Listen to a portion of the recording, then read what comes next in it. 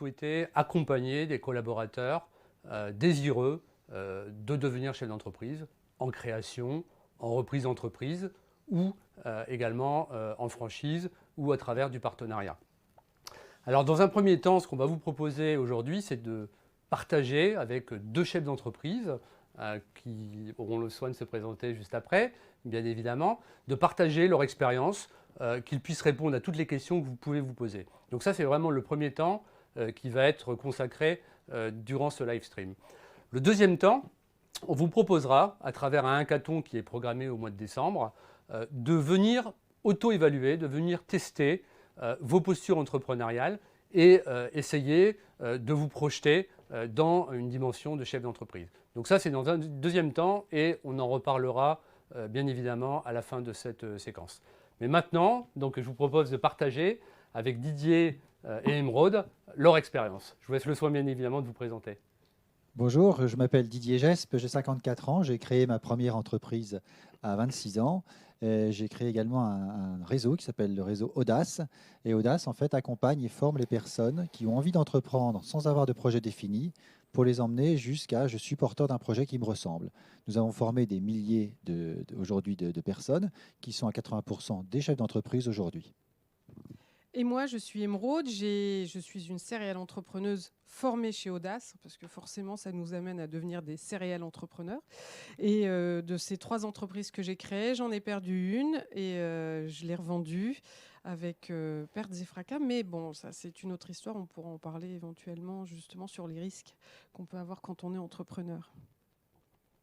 Voilà. Alors, merci.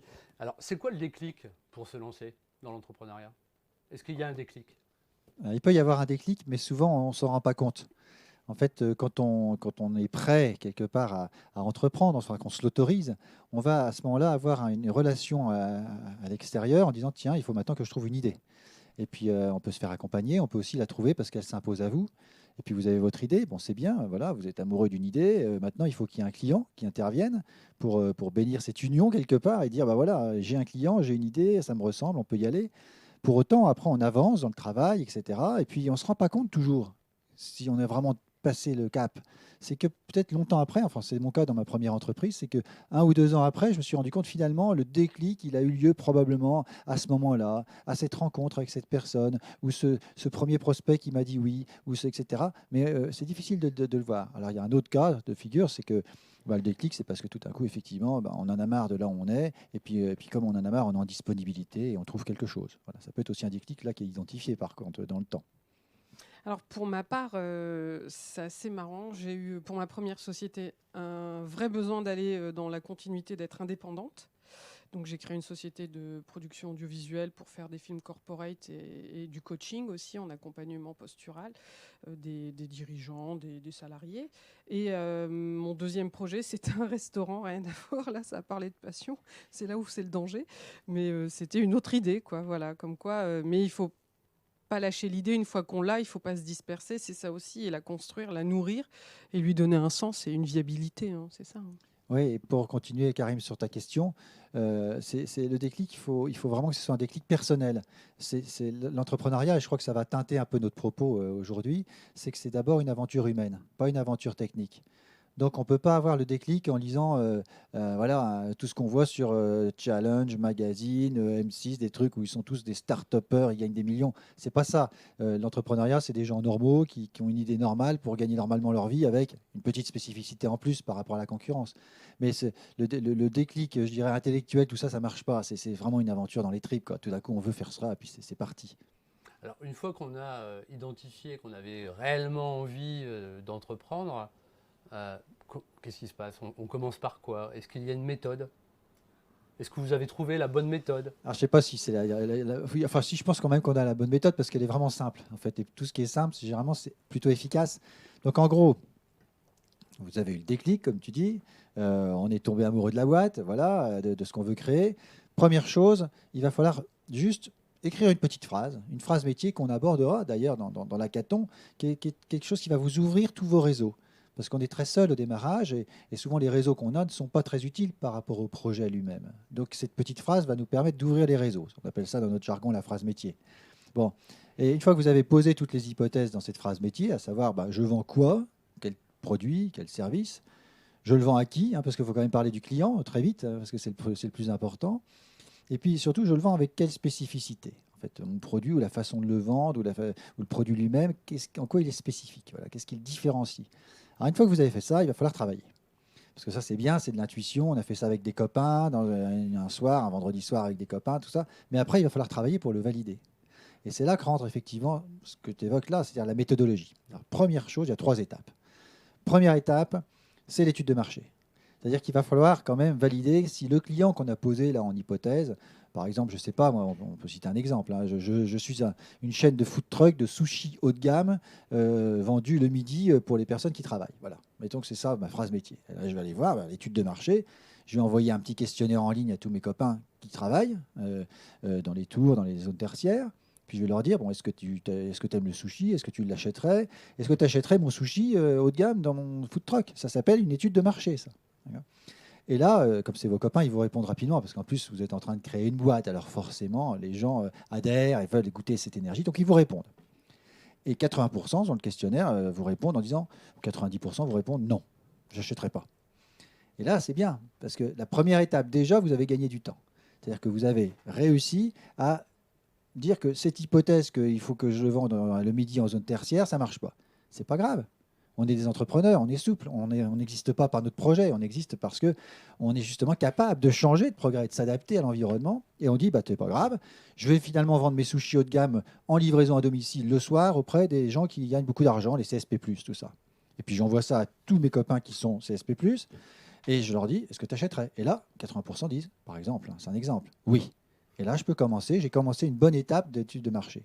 C'est aussi simple que ça. Ce qu'il faut éviter à ce stade-là, c'est l'étude de marché macroéconomique.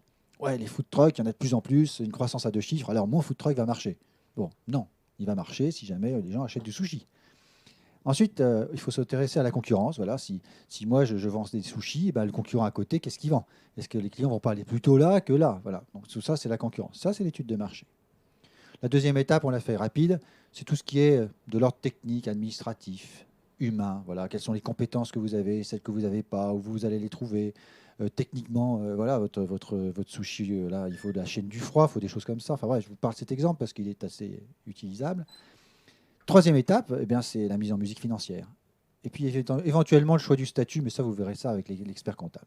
Voilà, une étape très claire, étude de marché, les choses techniques, et seulement le statut et l'argent. Généralement, quand on n'a pas cette méthode-là, on commence à l'envers. On dit mais j'ai pas mon statut, quel statut je vais prendre, etc. On s'en fiche du statut, d'ailleurs, c'est pas vous qui allez le décider. Voilà la méthodologie à base d'un exemple du sushi. Toi, dans ton expérience, tu es parti comme ça aussi, avec tes nombreux projets d'entrepreneurs. Oui, je suis partie comme ça. J'ai construit l'idée. Ça a été des allers-retours tout le temps. J'ai réuni même un comité de réflexion d'amis. C'est ce que disait Didier, ça c'est hyper important. Ce comité, il va vous dire non, ça j'aime pas, non, là tu vas te prendre le tapis, tu vas te casser la figure, ça va pas le faire. Et puis il y a toute la notion famille qui vient aussi s'impliquer, s'impacter, parce que quand on crée une boîte, il y a tout l'environnement sur lequel il faut qu'on s'appuie aussi, et s'il n'est pas là, c'est chaud, quoi. Et donc moi, pour ma société, ça a été un petit peu ça au démarrage. Donc comme je faisais du service, c'était moins risqué. Mais quand j'ai voulu créer mon deuxième projet, où là, ça implique des murs, donc du matériel, forcément monter une équipe très rapidement. Là, ça devient plus complexe et là, il faut vraiment poser un cadre. Ça, c'est indéniable. Et donc, l'étude de marché est essentielle. D'accord. Alors, vous parliez justement de statut, vous parliez de famille. Ça me donne envie de vous poser une question. Est-ce que ce changement de statut, passer du salariat à l'entrepreneuriat, est-ce que ça va impacter ma vie de famille? Est-ce que ça va impacter ma vie personnelle? Est-ce que vous pouvez nous faire part de vos expériences? Oui, alors notamment une expérience que j'ai eue lorsque j'ai été accompagné très jeune par Réseau Entreprendre, dont je suis devenu après président et puis membre du bureau national. Donc j'ai vu passer là beaucoup de projets, de porteurs de projets. Mais malheureusement, tous n'aboutissent pas, ou en tout cas certains, au bout de 5 ans, on dépose le bilan. Il y en avait 20% en gros qui mouraient au bout de 5 ans de leur entreprise. Et à ceux-là, nous avons posé la question, quelle est la raison majeure pour laquelle que l'entreprise a fermé? Et la première raison, c'était l'absence du soutien des proches. Donc il y a bien une relation très forte entre les proches, votre sphère affective la plus immédiate, ça peut être les copains, ça peut être vos parents, ça peut être vos enfants, votre conjoint, votre compagne, bref, c'est tout ça qui va être le plus impacté par votre aventure entrepreneuriale et c'est le truc vraiment qu'il faut savoir avant de se lancer. C'est le soutien des proches. Alors, pourquoi le soutien des proches? Parce qu'en fait, cette aventure que vous allez vivre en tant que porteur de projet puis chef d'entreprise va en fait se caractériser par trois choses. D'abord, ça va vous occuper tout votre esprit. Et ce faisant, vous ne compterez plus vos heures, mais vos proches les compteront, les heures où vous n'êtes pas là. Ça vous occupe clairement. Je pense que tu vas nous en parler par des exemples un peu concrets aussi, mais ce qu'on a vu, c'est ça. C'est d'abord, ça occupe tout l'esprit. Mais pour autant, ça donne beaucoup de plaisir. C'est-à-dire que c'est une démarche qui fait que vous existez. Vous avez quelque part brisé l'anneau de servitude. Vous êtes heureux d'être là, maître de votre destin, et ça donne du plaisir. Même quand un prospect vous dit non, je ne prendrai pas ton produit, ça ne m'intéresse pas du tout, eh ben, on a cette énergie, parce que c'est tripale, pour rebondir et continuer. Donc ça donne du plaisir, ça occupe tout l'esprit, et ça pourrait éventuellement vous prendre tout votre argent. Mettons que vous vouliez faire un site e-commerce, et puis sur ce site e-commerce, vous voulez vendre, je ne sais pas quoi, moi, des bijoux, et vous allez commencer à dire, mais c'est pas possible que j'ai commencé à faire ce site, il est magnifique, mon site, il est beau, ça m'a coûté un bras, mais en plus, mais les gens ne viennent pas. Alors vous allez racheter des AdWords sur Google, vous allez commencer à acheter des mots-clés pour que ça soit référencé, etc.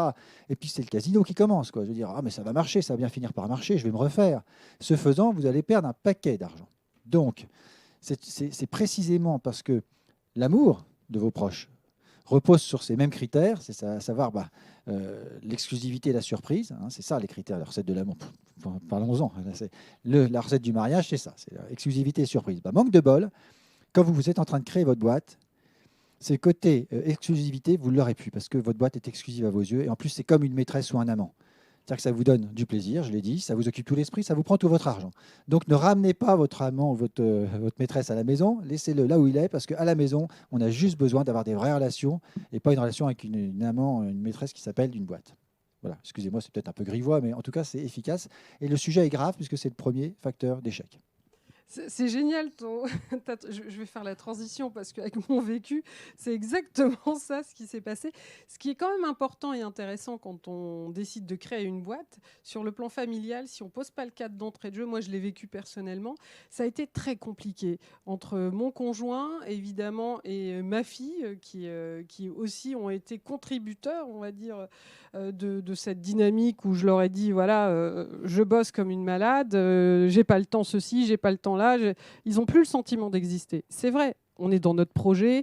Bon, la tête, elle n'est pas ailleurs que dans notre projet. En plus, on a peur, on prend des risques, on a des enjeux. Alors, aujourd'hui, moi, je suis salariée, je suis redevenue salariée pour une boîte et j'ai gardé une société à côté et j'ai fermé les deux autres que j'avais par sécurité, parce qu'à un moment donné, la réalité économique nous rappelle à l'ordre. Et on ne peut pas être à sauter plusieurs lièvres à la fois. Si on n'est pas bien entouré, les associés, c'est essentiel. C'est là où on se dit comment on avance, comment on marche.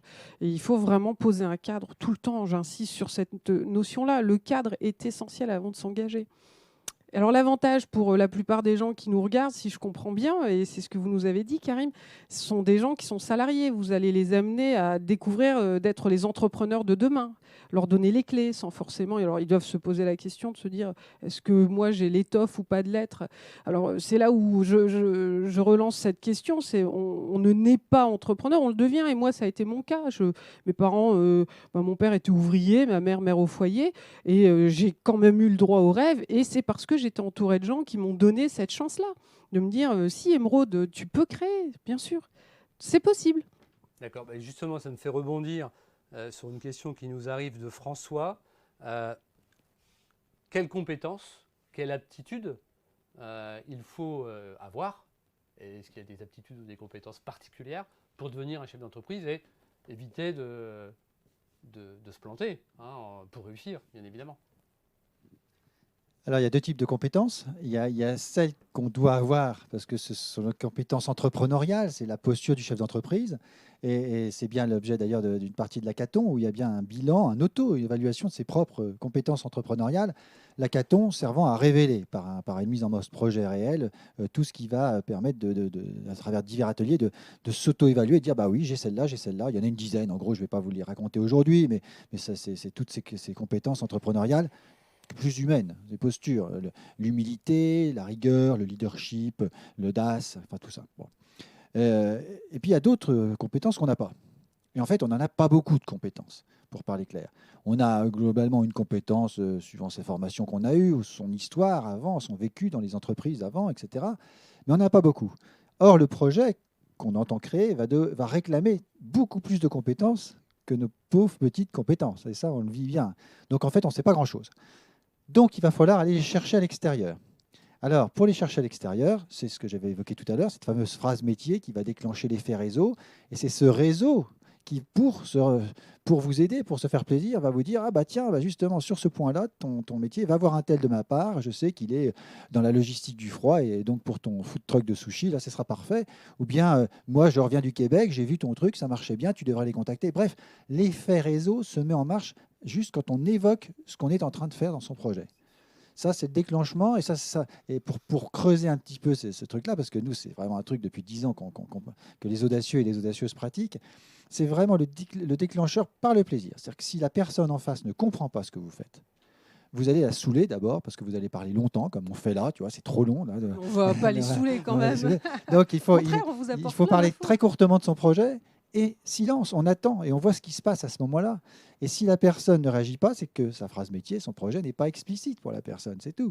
Donc par contre, si ça part sur une question de la personne qui nous écoute, ou par une mise en relation, ou par juste un avis légitime, alors là, on a gagné.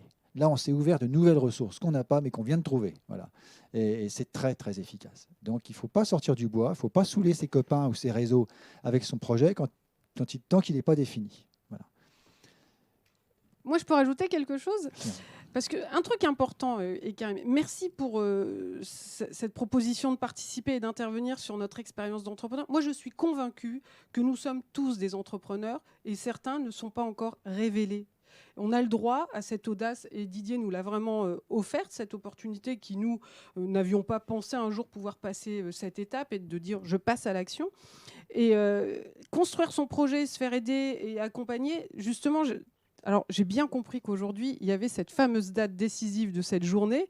Alors moi, franchement, j'espère y participer aussi parce que je me dis, si on peut témoigner, accompagner les gens, les prendre par la main et leur dire, mais si vous pouvez, vous avez des idées, il faut les structurer, les construire et on est là pour vous donner un regard extérieur, pour lui donner un sens et une viabilité.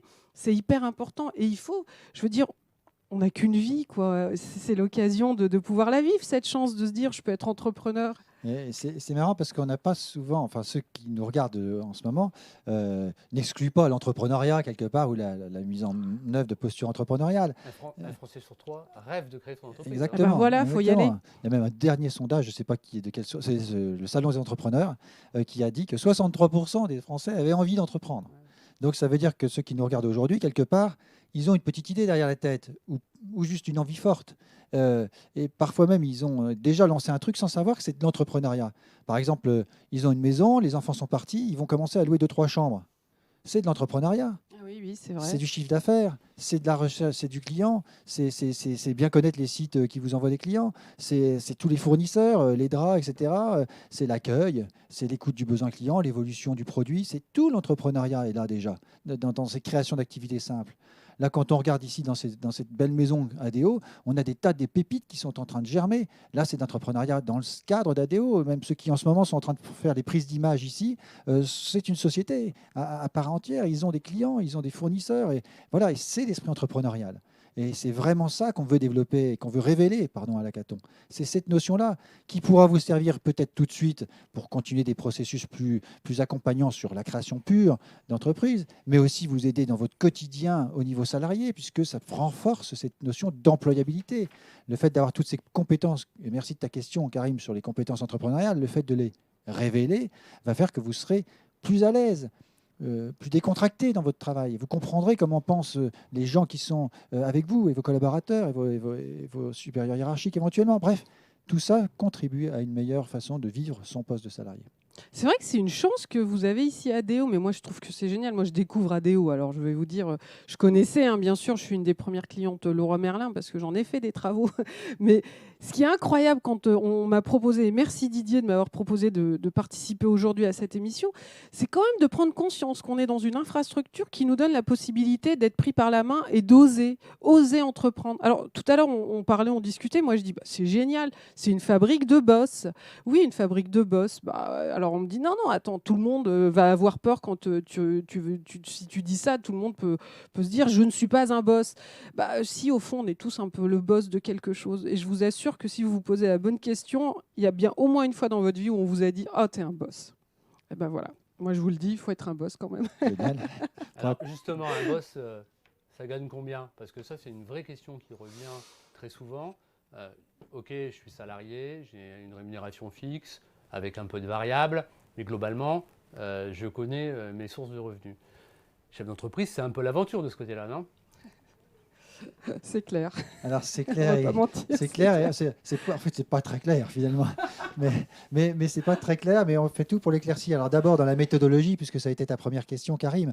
Cette méthodologie va vous permettre tout de suite de dire, j'y vais ou j'y vais pas, parce que si quand on fait les chiffres, la troisième étape, et qu'on s'aperçoit en posant les chiffres qu'on ne gagne pas d'argent avant la troisième année.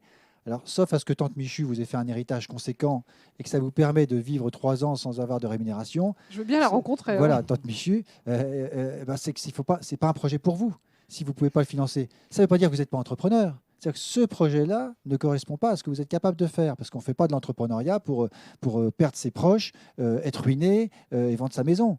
Ça n'en vaut pas le coup. Je veux dire, c'est juste une mise en musique économique différente du poste de salarié, avec des contraintes différentes et des avantages différents. Mais c'est que ça. Ça ne vaut pas le coup de s'abîmer là-dessus.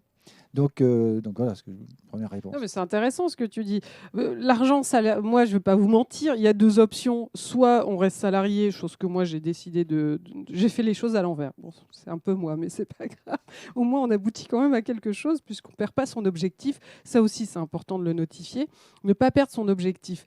Le salaire, ça c'est une autre question. Il y a deux options. Soit vous restez salarié, vous développez votre projet en toute cohérence avec votre patron, parce que c'est quand même important d'être transparent, authentique, parce que se voiler la face, c'est aussi rentrer dans une spirale de mensonges qui sert à rien. Donc il faut être sincère avec soi-même et on le devient de fait avec les autres. Et je vais vous dire, ça vous fait gagner un temps infini. Et la deuxième option, c'est décider de faire le choix de Pôle emploi et puis de bénéficier évidemment de quelque chose qui va vous aider. C'est l'ACRE, hein, c'est ça. Hein. Et puis à côté, voilà, ça change de nom tout le temps, mais au moins c'est là, c'est des aides qui vous permettent de pouvoir continuer à avoir un minimum de salaire et puis de construire votre projet sereinement et puis faire une rupture aussi quand 18-19 heures arrivent et de se retrouver en famille sans parler forcément de son boulot. Moi, ça m'interpelle beaucoup. Tu as dit un truc très important, c'est qu'effectivement, la relation quand on est salarié, moi j'ai créé ma première boîte, j'étais salarié. Et j'ai trouvé l'idée, c'était du contrôle de tissu, j'ai trouvé cette idée justement en tant que salarié. Et cette transparence avec le patron, les frères Dormeuil, ils s'appelaient à ce moment-là, m'a permis de créer cette boîte. Et ils ont même été mon premier client. Avec des tarifs qu'ils avaient bien tirés à la baisse d'ailleurs, mais c'était sympa, ça m'a permis de démarrer. Donc c'est très important d'en parler. Et alors, mais là, c'est coup de bol, il a fallu attendre quand même 20 ans, parce que c'est aujourd'hui que des entreprises comme le groupe ADO, qui fait quand même quelque chose de tout à fait exceptionnel là-dessus, c'est de dire on va parier sur les postures entrepreneuriales des collaborateurs, on va parier dessus. Et même s'il y en a qui se créent, tant mieux. Tant mieux pour 10 000 raisons d'ailleurs. Tant mieux parce que s'il y en a qui créent leur boîte à titre indépendant, qui n'ont rien à voir avec d'ailleurs peut-être que le métier au sens très large, l'ADO, ils vont créer une boîte, mais ils iront tout de suite en université, leur ancienne école. Et ils témoigneront de quoi? Ils témoigneront de ce qu'on appelle aujourd'hui la marque employeur. C'est-à-dire de dire, vous savez, j'ai fait une belle carrière chez ADO, mais en plus, ils m'ont permis de créer ma boîte. Et donc en ce moment-là, les meilleurs CV vont arriver chez ADO. Parce que les jeunes, on en forme 4000 par an dans les universités, nous, notre réseau Audace. Hein, donc on les connaît bien, les signaux faibles. Les jeunes vont dire, attendez, mais chez ADO, c'est trop bien, on fait une belle carrière, et en plus on peut créer sa boîte, mais j'y vais tout de suite. Et vous aurez les meilleurs. Et donc vous avez là un vrai coup d'avance. Enfin, je dis ça sans flagornerie, mais quand même, enfin, c'est vachement rassurant pour nous qui sommes quand même dans la barque de l'entrepreneuriat depuis des années, de dire, bah voilà, ça devient un nouveau mode de management et c'est génial.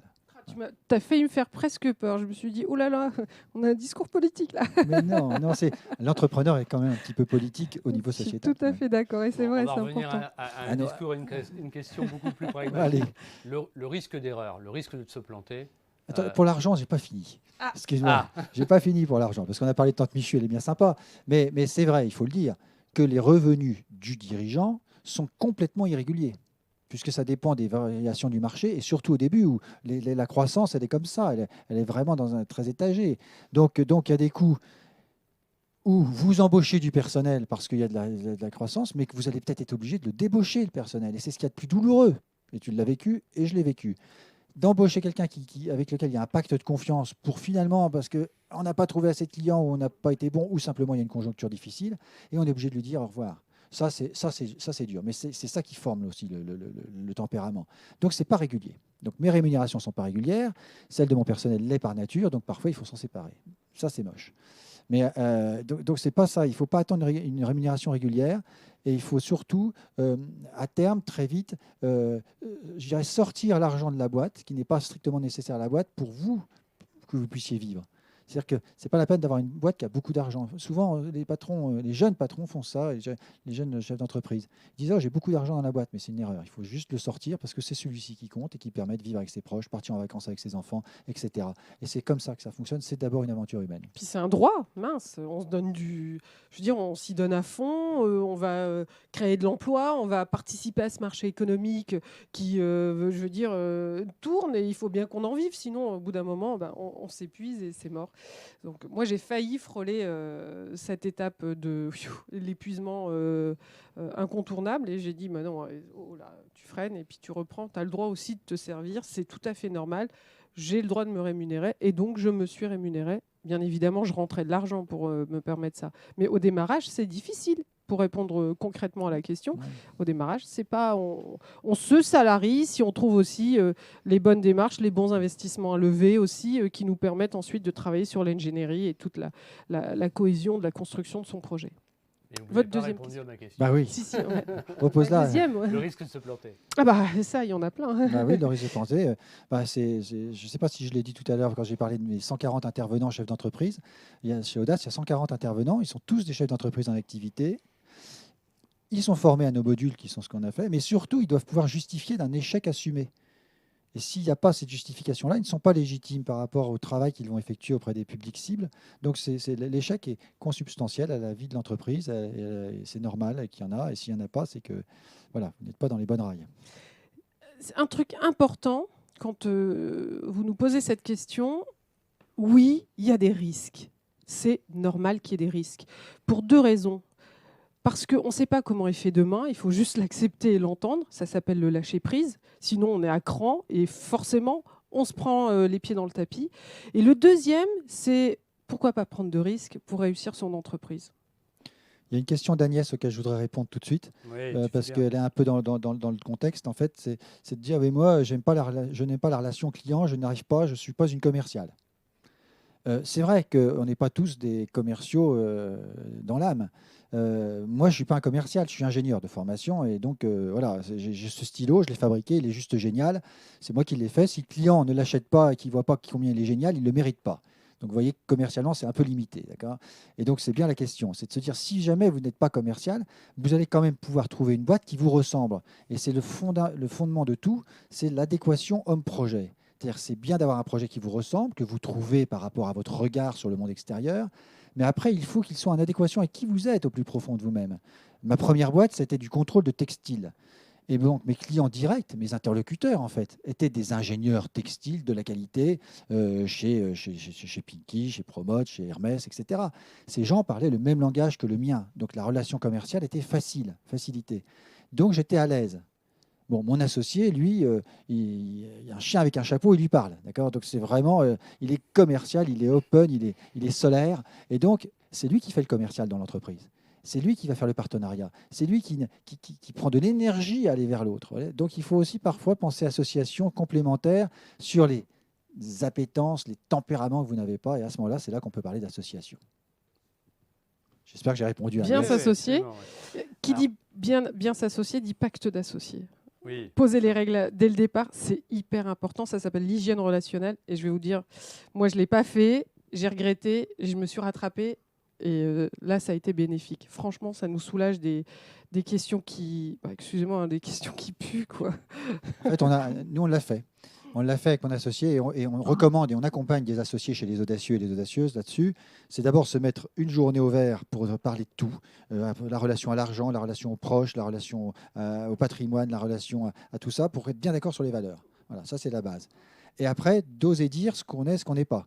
C'est-à-dire de dire, voilà, toi tu es plutôt ça, je te vois pour ça, je te vois pour ça, et on est parti. Après, si on est très différents l'un de l'autre, c'est sûr que la communication parfois est compliquée parce qu'on n'aurait jamais fait comme ça si on était lui, et on n'aurait jamais fait comme ça si j'étais moi. Bref. Et donc, ça veut dire que l'association, si elle est réussie, il ne faut pas que ce soit son clone qu'on a avec nous. Il faut que ce soit des gens qui soient complémentaires tout au long de la vie de l'entreprise. Parce que c'est tout au long de la vie qu'on est associé. Ouais, parce qu'il faut trouver l'équilibre. Évidemment, on ne peut pas être deux commerciaux hyper puissants et derrière, quelqu'un qui n'est pas du tout administratif. On se plante. Si quelqu'un est plus compétent dans l'administratif, justement, c'est vraiment être binôme, trinôme, mais une continuité, c'est essentiel. Et je rejoins tout à fait Didier par rapport à ça. Alors, on voit bien que ce n'est pas un long fleuve tranquille que d'entreprendre. On vient d'évoquer effectivement certaines difficultés, certains risques. Je vous jure, je n'appellerai pas Marie-Thérèse. Si c'était à refaire, est-ce que vous feriez différemment? Est-ce que vous ne feriez pas? Est-ce que vous resterez salarié? Voilà. Partagez un petit peu votre expérience sur justement toutes ces embûches que vous avez pu rencontrer. Est-ce que ça a altéré un peu votre motivation ou au contraire, est-ce que c'est source d'une surmotivation et d'une énergie très positive? On va parler ensemble d'un projet d'une situation qui nous est arrivée, moi en 2006 et toi récemment, c'est le dépôt de bilan. C'est-à-dire qu'à un moment donné, on ne peut plus et c'est le dépôt de bilan. Donc le dépôt de bilan, c'est très douloureux parce que c'est notre bébé et tout d'un coup, boum, plus de bébé. Donc c'est très douloureux. Mais tout ce qui tue pas rend plus fort. Ça veut dire que l'idée de ce bébé fait qu'on va pouvoir se refaire peut-être une santé un peu, en allant prendre des contrats faciles, plus faciles pour soi, pour se remettre en forme. Moi, j'ai travaillé à ce moment-là dans une université pour aider les étudiants à penser leurs projets. Et j'étais vachement plus fort parce que j'avais eu un échec assumé. Toi, c'est pareil, tu es retourné là en ce moment récemment par rapport au fait que tu as choisi d'arrêter cette société. J'ai arrêté cette société, j'en ai gardé une parce que je suis coach et que j'interviens auprès des entreprises. Et je suis devenue salariée dans une plateforme qui s'appelle Libre, avec un Y d'ailleurs. C'est drôle d'ailleurs que quand j'ai retrouvé le côté liberté, je cherchais ma liberté et je tombe sur cet entrepreneur qui me propose de travailler avec lui. Et il me dit, quand je lui demandais comment s'appelle ton entreprise, il me dit Libre avec un Y. Je lui dis pourquoi avec un Y, il me dit parce que j'en ai envie. Je trouvais ça tellement pertinent et audacieux que je me suis dit, tiens, j'y vais. Et du coup, effectivement, je garde un pied dans le salariat parce que j'ai besoin de sécurité, de voir aussi les gens qui travaillent autour, comment on manage. Là où moi, j'ai raté, là où j'ai pas su forcément garder le cap avec ce deuxième projet que j'avais, qui était un laboratoire d'immersion culinaire, où c'était très complexe. Bon, déjà, la restauration, c'est pas facile, mais j'avoue que ceux qui travaillent dans la restauration, ils ont du mérite et je les respecte à un point. Il y a tellement de normes, mais tout ça nous amène effectivement à s'interroger sur notre façon de se dire est-ce que je recommencerai ou pas? Bah oui. Enfin, tu ne recommences jamais pareil. Jamais pareil. Ce qu'on constate, en tout cas chez les audacieux qui sont formés chez nous, effectivement, on constate que ceux qui vont plus vite, plus loin, sont généralement ceux qui utilisent plusieurs plans. Le plan A, le plan B, le plan C. Et quand on rebondit, c'est un peu ce qu'on fait aussi. C'est-à-dire que, en gros, on a peut-être encore un emploi salarié à temps partiel ou des vacations salariales. On peut en même temps créer sa petite SAS de consultant indépendant parce qu'on sait des choses quand même. Même si on a peu de compétences, on en a quelques-unes. Donc celles-là, elles sont forcément monnayables. J'ai des audacieux qui étaient directeurs de communication par intérim chez des gens, qui étaient directeurs de financiers, etc. Bon. Et puis le sujet majeur, celui qui nous nourrit tripalement, celui qui va faire en sorte que le matin, on se lève, on a toujours la pêche finalement. Donc si c'était à refaire, c'est en fait, le vrai truc, c'est que c'est sans arrêt qu'on le refait. Là, même chez Audace, on a déjà changé 3 fois de business model en 10 ans. Et changer un business model, c'est ce qu'on appelle un pivoting. C'est-à-dire qu'on remet tout en cause, la communication, les ressources, les investissements, etc. Mais c'est la raison de survie. Donc si c'était à refaire, en fait, on le refait sans arrêt. Parce que si vous arrêtez sur votre produit en disant « je suis tranquille, je suis seul sur le marché, il ne m'arrivera rien », vous êtes tout de suite rattrapé. Donc, ce n'est pas la peine de s'entourer de brevets et de choses comme ça. Quand vous êtes une petite boîte, je parle des boîtes normales, pas des grands groupes pour l'instant. Vous serez peut-être des grands groupes, mais pas pour l'instant. Et donc, c'est justement pas de s'entourer de brevets parce que vous serez copié par des grands qui peuvent payer plein d'avocats et qui font vous mourrez dans votre droit, mais vous mourrez quand même. Donc non, c'est le coup d'avance. Il faut être un samouraï. Le samouraï, il n'a pas de bouclier, il n'a pas de brevet. Il avance avec son sabre. Et c'est ça qu'il faut être. Toujours le coup d'avance. Une spécificité pour démarrer par rapport à la concurrence, qui va vous permettre de faire de la marge, parce que vous êtes spécifique, donc vous pouvez faire de la marge, donc de l'argent. Cet argent va permettre de financer le coup d'après. Pour moi, c'est la définition de l'innovation. Mais on n'a jamais parlé d'innovation ici, vous avez remarqué.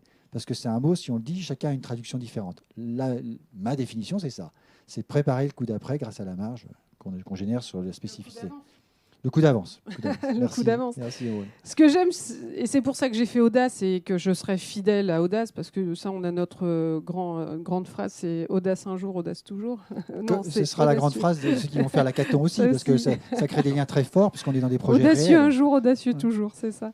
Et j'ai beaucoup appris, et justement de voir cette évolution de cette structure qui nous apporte beaucoup et avec qui on collabore, parce qu'il nous donne cette chance de pouvoir nous exprimer, de donner un tremplin, aussi un exemple à ceux qui veulent créer, et c'est pour ça qu'on est là en appui, en renfort, c'est que justement, il y a cette évolution où on voit une structure qui rebondit tout le temps et qui s'adapte aux effets de la société, aux enjeux de la société, aux évolutions économiques. Et ça, c'est hyper important. Et il faut le noter dans cette journée, de pouvoir aborder cette question-là. C'est comment on s'adapte à notre époque. Elle est abordée d'ailleurs à la fin de l'hackathon avec des jeux de cartes très ludiques faits par petites équipes qui vont permettre de chacun de challenger les vrais projets qu'ils ont, parce que ce sont que des vrais projets portés par les personnes, mais qui n'ont pas à l'origine à 9 h du matin quand ça démarre. On trouve des projets grâce à des méthodes de créativité qu'on a créées, qui sont des méthodes très simples, sans post-it, juste très simples. Alors, une dernière question qui est posée par Julien, mais finalement, c'est peut-être moi qui vais y répondre parce que c'est plus recentré sur ADO. Julien nous demande quel exemple d'entrepreneuriat on a au sein d'ADO. Alors, c'est vrai que Weldom est le plus représentatif, puisque la majeure partie, pour ne pas dire toutes les entreprises du groupe ADO, sont principalement des entreprises intégrées. Seul Weldom est une entreprise majoritairement franchisée. Donc c'est effectivement un modèle d'entrepreneuriat, la franchise. À travers Weldom, Weldom a également une activité de grossiste. Donc on a aussi des liens de partenariat avec des magasins de bricolage qu'on appelle chez nous club partenaire. Donc là on est vraiment sur un contrat d'achat. Donc c'est une autre forme effectivement d'entrepreneuriat. Et ensuite, je pense que tous les magasins, qu'ils soient Leroy Merlin ou Weldom, ont développé un partenariat avec des artisans poseurs pour aller changer un robinet, pour installer une salle de bain. Donc c'est aussi une forme de partenariat. Et personnellement, j'ai plein d'anciens collègues qui sont passés du salariat à l'entrepreneuriat et sont devenus, par exemple, des installateurs de sanitaires ou de chauffage. Donc c'est aussi une forme d'entrepreneuriat. Voilà, pour répondre à la question de Julien. Moi, je peux vous en poser une, Weldom, parce que je trouve génial votre initiative de faire appel à Didier pour pouvoir générer justement plus d'impulsion auprès des salariés d'ADO à devenir des indépendants. Comment vous voyez les choses demain, vous ? Alors, comme je le disais en introduction, dans le cadre de Vision et dans le cadre de notre plateforme Habitat en particulier, on a bien pris conscience qu'on était sur un marché qui bougeait, sur une concurrence qui est également très mobilisée sur notamment d'autres canaux que le commerce traditionnel. Et donc on a bien compris qu'il fallait qu'on réinvente notre métier de demain. Et dans le cadre de cette réorganisation, eh bien, on est obligé de se développer en intégré, mais aussi en partenariat, et aussi en franchise, et aussi en collaboration ouverte. Donc ça, c'est tout le chemin qu'on est en train d'emprunter.